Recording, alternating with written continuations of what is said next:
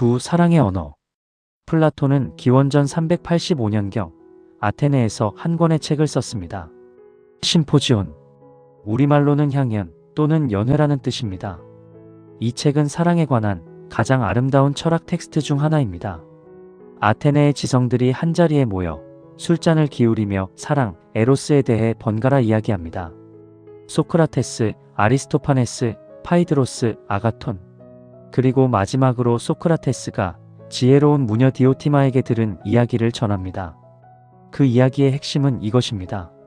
사랑은 아름다운 것을 영원히 소유하려는 욕망이다. 그 욕망은 육체의 아름다움에서 시작하여 영혼의 아름다움으로 그리고 마침내 아름다움 자체로 상승한다. 약 500년 후 에페소스의 한 노인이 글을 씁니다. 그는 이렇게 씁니다. 사랑은 여기 있으니 우리가 하나님을 사랑한 것이 아니요 오직 하나님이 우리를 사랑하사 우리 죄를 위하여 화목제로 그 아들을 보내셨음이니라. 요한일서 4장 10절. 두 문장을 나란히 놓아 보십시오. 플라톤은 사랑은 아름다운 것을 향해 올라가는 힘이다. 요한은 사랑은 먼저 우리를 향해 내려온 것이다. 한쪽은 상승입니다. 다른 한쪽은 하강입니다. 한쪽은 욕망입니다. 다른 한쪽은 은혜입니다. 한쪽은 아름다운 것을 향해 달려갑니다. 다른 한쪽은 아름답지 않은 것을 향해 달려옵니다. 오늘 우리는 이 두 사랑의 언어가 어떻게 다르고 어떻게 만나는지를 탐구합니다. 그리스어의 네 가지 사랑. 먼저 한 가지를 분명히 해야 합니다. 우리말에서 사랑은 하나의 단어이지만 고대 그리스어에는 사랑을 표현하는 단어가 네 가지가 있었습니다. 이것을 이해하지 못하면 성경과 철학의 사랑을 제대로 비교할 수 없습니다. 첫 번째 에로스입니다. 가장 강렬하고 열정적인 사랑. 우리가 흔히 낭만적 사랑이라고 부르는 것. 상대방에게 끌리고 합일하고 싶어하는 욕망. 플라톤 철학에서는 이것이 아름다움을 향한 철학적 상승의 동력이기도 합니다. 에로스는 신화 속에서 독립적인 신으로도 등장합니다. 헤시오도스는 태초의 혼돈에서 대지, 심연과 함께 에로스가 등장했다고 말합니다. 카오스로부터는 이후에 별도로 어둠과 밤이 생겨납니다. 에로스는 그 자체로 우주의 근본적 힘이었습니다. 두 번째, 필리아입니다. 친구 사이의 사랑, 우정. 에로스의 열정적 충동보다 더 안정적이고 상호적인 사랑. 아리스토텔레스는 필리아를 인간 삶에 없어서는 안 될 것으로 보았습니다. 그는 니코마코스 윤리학의 두 권을 통째로 필리아에 바쳤습니다. 부모와 자녀 사이의 사랑, 친구 사이의 사랑, 동료 시민 사이의 사랑이 모두 필리아에 속합니다. 세 번째, 스토르게입니다. 가족 간의 사랑, 특히 부모가 자녀에게 갖는 본능적인 애정. 가장 자연적이고 무조건적인 형태의 사랑. 스토르게는 신약 성경에서 직접적으로 거의 등장하지 않지만 로마서 12장 10절에 형제를 사랑하여 서로 우애하고 해서 변형된 형태가 사용됩니다. 네 번째, 아가페입니다. 고대 그리스 문학에서는 상대적으로 드물게 사용된 단어. 그런데 신약 성경은 이 단어를 가장 중요한 사랑의 언어로 선택했습니다. 요한복음, 고린도전서, 요한일서의 핵심 사랑이 모두 아가페입니다. 왜 신약 성경 저자들은 당시 가장 유명하고 강력한 에로스를 버리고 상대적으로 덜 쓰이던 아가페를 선택했을까요? 이 질문이 오늘의 핵심입니다. 답을 찾기 위해 먼저 플라톤의 에로스를 제대로 이해해야 합니다. 플라톤 향연, 에로스 찬양의 밤. 기원전 416년 아테네의 한 집. 비극 작가 아가톤이 경연대회에서 우승한 것을 축하하는 연회가 열렸습니다. 소크라테스, 아리스토파네스, 의사 에릭 시마코스, 파이드로스 등이 모였습니다. 그들은 합의했습니다. 오늘 밤은 술을 절제하고 대신 가장 오래되고 위대한 신인 에로스를 찬미하는 연설을 하자고. 여러 사람이 에로스를 찬양합니다. 파이드로스는 에로스가 가장 오래된 신이라고 합니다. 아리스토파네스는 유명한 신화를 들려줍니다. 원래 인간은 둥근 몸에 네 손, 네 발을 가진 완전한 존재였는데 신들이 그것을 둘로 쪼갰다고. 에로스는 그 잃어버린 반쪽을 찾으려는 욕망이라고. 그런데 마지막 소크라테스의 차례가 되었을 때 분위기가 달라집니다. 소크라테스는 자신이 직접 말하는 것이 아니라 만티네아의 지혜로운 무녀 디오티마에게 들은 이야기를 전합니다. 디오티마는 소크라테스에게 물었습니다. 에로스가 아름다운 것과 선한 것이라면 그것을 가지지 못한 자가 에로스입니까? 아니면 그것을 가진 자가 에로스입니까? 소크라테스가 당연히 가진 자가 에로스라고 답하자 디오티마는 고개를 젓습니다. 아닙니다. 에로스는 아름다운 것과 선한 것을 가지지 못한 자입니다. 아름다움을 욕망하는 것은 아직 아름다움을 갖지 못했기 때문입니다. 그렇다면 에로스는 신이 아닙니까? 디오티마는 말합니다. 에로스는 신과 인간 사이의 중간 존재, 다이몬입니다. 자원과 결핍 사이 어딘가에 있는 존재. 이것이 플라톤 에로스론의 핵심입니다. 에로스는 결핍에서 시작합니다. 우리가 사랑하는 것은 우리가 갖지 못한 것이기 때문입니다. 그 결핍이 우리를 움직입니다. 그 움직임이 상승입니다. 디오티마의 가르침, 사랑의 사다리. 디오티마의 가르침에서 가장 아름답고 영향력 있는 부분이 바로 사랑의 사다리 또는 아름다움의 사다리입니다. 그녀는 말합니다. 에로스를 올바르게 사용하는 사람은 어떤 여정을 걷는가? 첫 단계는 하나의 아름다운 몸에서 시작합니다. 아름다운 사람을 사랑할 때 우리는 그 몸의 아름다움에 이끌립니다. 이것은 에로스의 출발점입니다. 비난받을 것이 없습니다. 두 번째 단계, 하나의 아름다운 몸에서 모든 아름다운 몸들의 아름다움으로 시선이 확장됩니다. 한 사람만 아름다운 것이 아니라 모든 아름다운 몸에 같은 아름다움이 있음을 인식합니다. 세 번째 단계, 몸의 아름다움에서 영혼의 아름다움으로 외적 아름다움보다 내적 아름다움이 더 값지다는 것을 배웁니다. 네 번째 단계, 영혼의 아름다움에서 행위와 법의 아름다움으로 아름다운 영혼이 만들어내는 아름다운 삶의 방식을 보게 됩니다.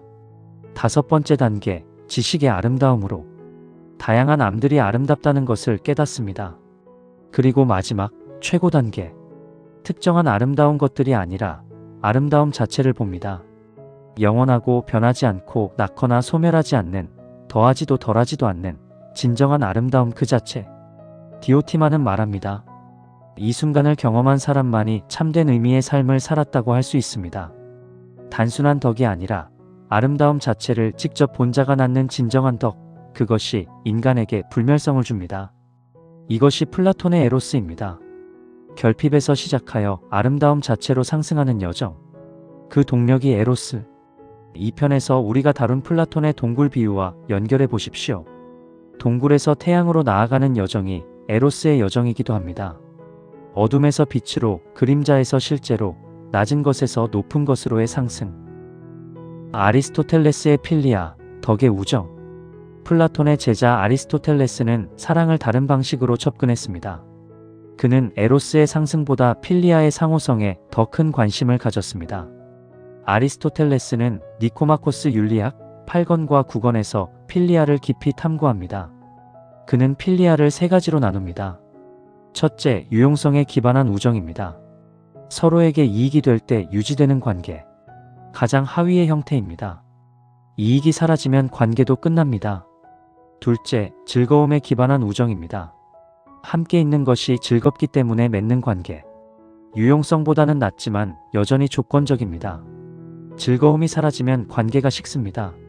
셋째, 덕에 기반한 우정입니다. 이것이 아리스토텔레스가 말하는 진정한 필리아입니다. 상대방이 좋은 사람이기 때문에 그 사람 자체를 위해 사랑하는 것.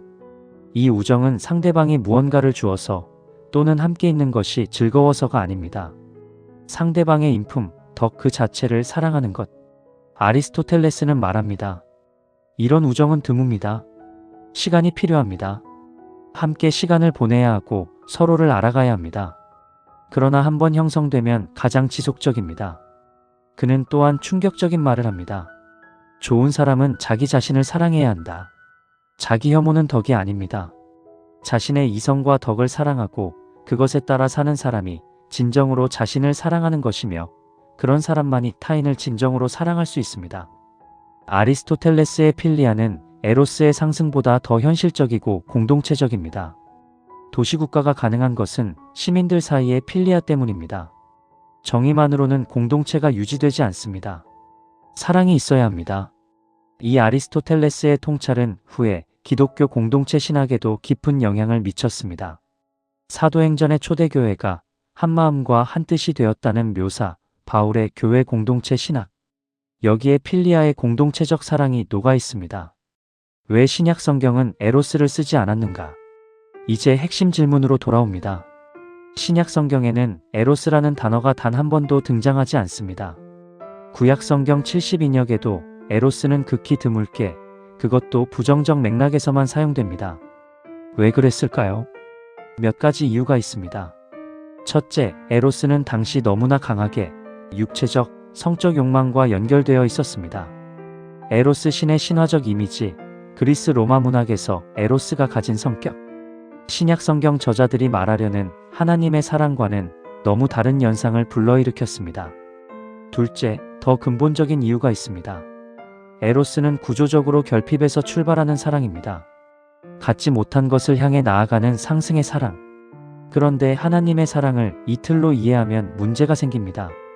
하나님이 우리를 사랑하신 것은 하나님이 우리를 소유하고 싶어서 우리에게서 무언가를 얻으려 해서가 아닙니다. 신약 성경이 말하는 하나님의 사랑은 정반대입니다. 그것은 풍요에서 흘러나오는 사랑, 결핍이 아닌 충만함에서 나오는 사랑, 올라가는 사랑이 아니라 내려오는 사랑입니다. 그래서 신약 성경은 아가페를 선택했습니다. 스웨덴의 신학자 안데르스 뉘그레는 1930년부터 1936년에 걸쳐 출판한 아가페와 에로스라는 기념비적 저작에서 이 두 사랑의 차이를 명확히 분석했습니다. 뉘그렌에 따르면 에로스는 인간이 신을 향해 오르려는 사랑입니다. 가치 있는 것, 아름다운 것을 향한 상승. 반면 아가페는 신이 인간을 향해 내려오는 사랑입니다. 가치와 무관하게, 아름다움과 무관하게. 아가페, 내려오는 사랑의 혁명. 하나님이 세상을 이처럼 사랑하사. 그리스어는 이렇습니다. 호우토스 가르 에가페센 호데오스 톤 코스몬. 이처럼이라는 단어에 주목하십시오. 독생자를 주셨으니 받으신 것이 아니라 드리셨습니다. 플라톤의 에로스가 얻으려는 사랑이라면 아가페는 주는 사랑입니다. 에로스가 아름다운 것을 향해 달려가는 사랑이라면 아가페는 아름답지 않은 것을 향해 달려오는 사랑입니다. 에로스가 내 안의 결핍을 채우려는 사랑이라면 아가페는 상대방의 결핍을 채우려는 사랑입니다. 요한일서 4장 10절이 이것을 가장 간결하게 말합니다. 사랑은 여기 있으니 우리가 하나님을 사랑한 것이 아니요 오직 하나님이 우리를 사랑하사. 에로스의 문법은 이렇습니다. 내가 아름다운 것을 사랑한다. 주어는 나, 목적어는 아름다운 것. 아가페의 문법은 이렇습니다. 하나님이 먼저 우리를 사랑하셨다. 주어는 하나님, 목적어는 우리. 그리고 이 순서가 결정적입니다. 우리가 사랑했기 때문에 하나님이 우리를 사랑하신 것이 아닙니다. 하나님이 먼저 사랑하셨습니다. 고린도전서 13장 4절의 아가페를 다시 읽어보십시오. 사랑은 오래 참고 사랑은 온유하며 투기하는 자가 되지 아니하며 사랑은 자랑하지 아니하며 교만하지 아니하며. 이 모든 특성을 에로스에 대입해 보십시오. 에로스는 오래 참지 못합니다. 원하는 것을 얻지 못하면 사라집니다. 에로스는 자신보다 더 아름다운 것이 있으면 방향을 바꿉니다. 그러나 아가페는 다릅니다. 아가페는 상대방이 아름다운지 추한지 가치 있는지 없는지와 무관합니다. 아가페는 상대방을 위해 고통을 감수합니다. 자신의 유익을 구하지 않습니다. 이것은 에로스의 문법으로는 이해할 수 없는 사랑입니다. 두 사랑의 결정적 차이와 만남. 지금까지 에로스와 아가페를 대비해 왔습니다. 그런데 여기서 한 가지 중요한 질문을 해야 합니다. 이 두 사랑은 서로 배타적인가요? 에로스는 나쁜 사랑이고 아가페만이 좋은 사랑인가요? 그렇지 않습니다. 에리히 프롬은 사랑의 기술에서 말합니다. 사랑은 감정이 아니라 기술이며 배워야 하는 것입니다. 그리고 그 사랑에는 아름다움을 향한 에로스적 충동과 타인을 위한 배려와 책임의 아가페적 요소가 모두 필요합니다. 실제로 성경에도 에로스적 사랑이 없는 것이 아닙니다. 아가서를 보십시오. 그가 왼손으로 내 머리에 베게 하고 오른손으로 나를 안는구나. 아가서 2장 6절. 이것은 에로스적 언어입니다. 그리고 성경은 이것을 신성한 것으로 다룹니다. 문제는 에로스 자체가 아닙니다. 에로스가 아가페로 변형되고 심화되지 않을 때 문제가 생깁니다. 순수한 에로스는 자기중심적입니다. 나의 욕망, 나의 결핍을 채우려는 사랑. 이것이 아가페에 의해 교정될 때 사랑은 완전해집니다. 플라톤의 에로스가 그 최고 단계에서 아름다움 자체를 향하고 개인의 아름다운 몸에서 아름다움 그 자체로 상승할 때 그것은 어느 지점에서 아가페와 만납니다. 아름다움 자체를 향한 에로스는 더 이상 개인적 소유의 욕망이 아니기 때문입니다. 반대로 아가페만 있고 에로스가 없는 사랑은 어떨까요? 상대방을 아름답다고 느끼지 않으면서 의무적으로 사랑하는 것. 그것은 사랑이라기보다 의무에 가깝습니다. 가장 성숙한 사랑은 두 사랑이 통합된 것입니다. 상대방을 아름답게 여기고 그 아름다움에 이끌리면서 동시에 상대방의 유익을 위해 자신을 내어주는 사랑. 현대적 의미, 어떻게 사랑할 것인가? 인생의 후반에 접어들면 사랑에 대한 이해가 달라집니다. 젊은 시절의 사랑은 대개 에로스에서 출발합니다. 강렬한 이끌림, 합일의 욕망. 상대방이 나의 결핍을 채워줄 것이라는 기대. 이것이 나쁜 것이 아닙니다. 사랑의 출발점입니다. 그런데 시간이 지나면서 우리는 배웁니다. 상대방이 나의 결핍을 채워줄 수 없다는 것을. 아름다운 것들은 변한다는 것을. 젊음도 건강도 외모도 달라집니다. 에로스만으로는 오래 갈 수 없습니다. 그래서 아리스토텔레스의 필리아가 필요합니다. 상대방 자체를, 그 사람의 인품을, 그 사람과 함께 쌓아온 시간을 사랑하는 것.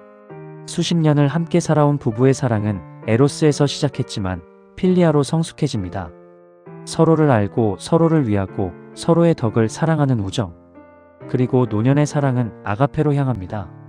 기대가 줄어들고 요구가 줄어들고 상대방이 내게 무엇을 줄 수 있는가 보다 내가 상대방을 위해 무엇을 할 수 있는가로 초점이 이동합니다. 손자들을 사랑하는 조부모의 사랑에서 우리는 에로스나 필리아를 넘어선 무언가를 봅니다. 그것에 가장 가까운 언어가 아가페입니다. 요한은 말합니다. 우리가 사랑함은 그가 먼저 우리를 사랑하셨습니다. 사랑의 능력은 우리 안에서 스스로 발생하는 것이 아닙니다. 먼저 받은 사랑이 흘러나오는 것입니다. 아가페는 근원이 있습니다. 그 근원에서 받은 자만이 줄 수 있습니다. 먼저 사랑받았으므로. 플라톤은 에로스를 이렇게 묘사했습니다. 항상 결핍 속에 있는 존재.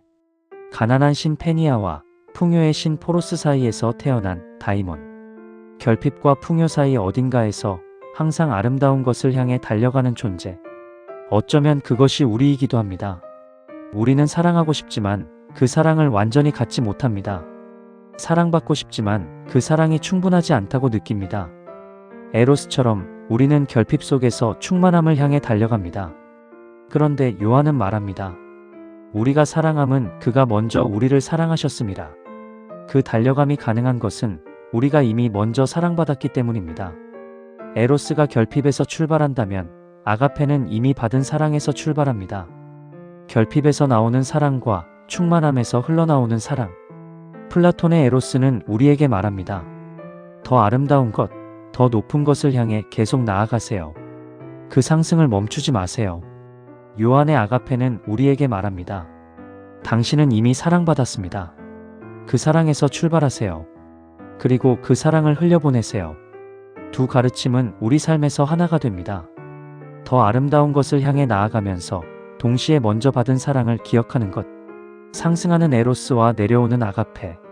이 두 강이 만나는 곳에서 가장 깊은 사랑이 흐릅니다. 다음 시간에는 로고스 시리즈 4편 마지막 편으로 찾아옵니다. 진리와 요한의 진리. 빌라도의 진리가 무엇이냐는 질문에 철학과 신학이 어떻게 답하는지 함께 탐구하겠습니다. 오늘도 함께 해주셔서 감사합니다. 댓글에 오늘의 사유를 남겨주세요. 구독과 좋아요는 여러분의 사랑을 확인하는 메시지입니다.